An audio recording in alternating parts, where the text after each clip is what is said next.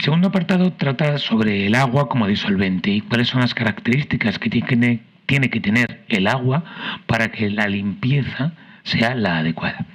Daros cuenta que, bueno, el disolvente, pero especialmente el agua, ¿vale? El agua es el disolvente más utilizado en los productos de limpieza, por mil razones.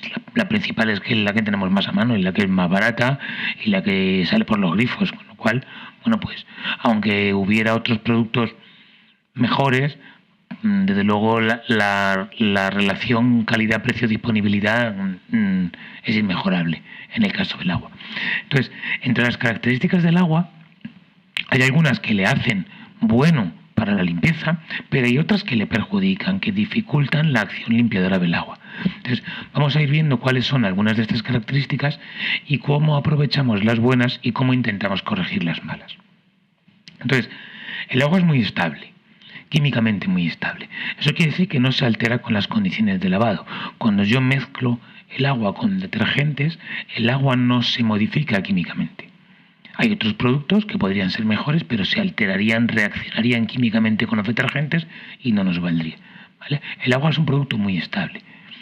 Además tiene un punto de ebullición muy alto en condiciones de lavado. Hasta los 100 grados no se evapora, con lo cual yo puedo estar manipulando. Tengo un rango de temperaturas muy amplio en los cuales puedo manejar el agua desde poderlo tocar con las manos hasta casi esterilizar, hasta matar muchísimos microorganismos, manteniendo el agua en un estado líquido. Ni se me hace sólido por debajo de 0 grados, ni se me evapora por encima de 100. Luego tiene una amplia capacidad disolvente. O sea, es capaz de disolver muchísimas sustancias. Disuelve muy bien, por ejemplo, las sales y disuelve muy bien los alcoholes. Pero, y aquí está uno de sus problemas, no disuelve bien las grasas. Todos sabéis que si mezcláis agua con grasa, se separa. Entonces, claro, cuando yo intento limpiar solo con agua algo que tiene grasa, se va a volver a reunir toda la grasa y se va a quedar pegada en las paredes de allá donde esté y no voy a conseguir quitármelo. Es como intentarse quitar un celo, ¿vale? No se consigue con facilidad. Luego tiene otro problema, y es que el agua de la red, el agua que sale por los grifos, no es agua pura, tiene un montón de minerales disueltos, de sales minerales disueltas. Tiene carbonatos, tiene sulfuros, tiene cloruros, tiene silicatos, ¿vale? De potasio, de magnesio, de sodio, que van a aportar determinadas características al agua, pero por lo general para dificultar la limpieza. Sobre todo, lo veremos, la presencia de carbonatos y la presencia de silicatos. Otra característica es que tiene una tensión superficial muy elevada. Esto es más un problema que una ventaja, ¿vale? La tensión superficial es la tendencia que tiene un líquido a formar gotas, ¿vale? Es decir, a reunirse. Si yo lo pongo en un medio en el que lo salgo de su medio, yo cojo una gota de agua y la pongo en el aire, ¿vale? Y tiende a formarse una gota. O la pongo encima de una mesa y tiende a formarse una gota. Eso ocurre porque hay mucha unión entre sus moléculas. Las moléculas de agua forman un tipo de unión débil que se llama puente de hidrógeno, pero que es muy elevada en determinadas situaciones, y hace que el agua sea difícil de separar. Esto lo que va a hacer, el efecto que va a conseguir, es que sea muy difícil de extenderlo. ¿Vale? El agua es difícil de extender, es difícil mojar la superficie. Si yo echo agua en una superficie, enseguida se va a reunir en vez de esparcirse. Con lo cual no va a mojar todas las superficies. Y también va a provocar que se formen burbujas de aire sobre las superficies que yo sumerjo en el agua. Si yo cojo una cuchara y la meto dentro de un vaso de agua, se van a formar pompitas de aire pegadas a la cuchara, y eso hace que haya partes de la cuchara que no se mojan. Y si no se mojan, no entran en contacto con el detergente, y si no entran en contacto con el detergente, no se limpian. Con lo cual, supone un problema para la limpieza. Y eso se va a resolver con un tipo de producto químico que se llama surfactante. El surfactante va a ser el producto que rebaje la tensión superficial del agua, y lo veremos un poquito más adelante entre las propiedades de los detergentes. ¿Veis? Aquí tenéis unas fotos en las que se aprecia la elevada tensión superficial del agua. Aquí veis una hoja que ha formado una gota de rocío, porque no está mojada toda la superficie de la hoja, porque el agua tiene mucha tensión superficial y se forma esta gotita. ¿Vale? Si esto lo hiciéramos con alcohol, el alcohol se esparcería, con amoníaco se esparcería, pero con agua no, el agua se une. Y eso hace que la superficie del agua sea difícil de romper cuando el peso es pequeño. Y todos habéis visto alguna vez en un río un zapatero que son capaces de andar por encima de los ríos, del agua, ¿vale? Por la tensión superficial. Si yo echara un detergente a ese agua que rebajara la tensión superficial, el zapatero se hundiría, no sería capaz de andar por encima. Entonces, ¿cómo vamos a mejorar? ¿Qué tenemos que hacer para mejorar la calidad del agua? Porque decimos que el agua es un buen producto de limpieza, pero no es perfecto. Entonces, lo que vamos a utilizar es algunos productos que van a mejorar la calidad del agua como, cuidado, como agente limpiador. Para beber no, ¿vale? El agua, la calidad del agua como producto de limpieza. Entonces, la calidad del agua depende de las partículas en suspensión que tenga. Si tiene muchas partículas que están suspendidas en el agua, polvo, por ejemplo, microorganismos, ¿vale? Que tenga virus y que tenga bacterias, sobre todo bacterias que tenga protozoos, las sales minerales que tenga disueltas, ¿vale? Como los carbonatos o los silicatos o los cloruros que decía antes, y los gases que tenga disueltos, el oxígeno o el CO2 principalmente. Entonces, el agua en sí, este agua, va a ser de una forma o va a ser de otra forma en los distintos hospitales, dependiendo de la estructura geológica del lugar. No es lo mismo el agua de un hospital de Cuenca que el de uno de Valencia, que uno de Galicia, que uno de País Vasco, que uno de Madrid. El agua que sale por los grifos viene de los ríos, de los arroyos de montaña, de la zona cercana, y el tratamiento de potabilización le da unas características aptas para el consumo humano, pero dentro de unos márgenes. El agua potable tiene unos límites entre los que se puede mover, entre 10 y 40, por ejemplo, de sales minerales, por inventarme una cifra. No tiene que tener una cifra concreta. Sin embargo, tener 10 lo hace bueno para limpiar, tener 40 lo hace malo para limpiar. Entonces, para eliminar estos elementos, ¿vale? Y dependiendo del uso que le vayamos a dar al agua, se van a utilizar diferentes procesos. Si es para beber, como sale del grifo, suficiente, porque ya está potabilizada. Pero si es para la limpieza, ¿vale? Se van a utilizar diferentes procesos que van a ir eliminando estos minerales que alteran el comportamiento. Primero, los carbonatos de calcio y de magnesio son los principales entorpecedores de la limpieza, ¿vale? La presencia de estas sales en el agua es lo que se llama la dureza temporal, ¿vale? Se dice que un agua es dura cuando tiene una elevada concentración de carbonatos de calcio y de magnesio. Y provocan dos problemas.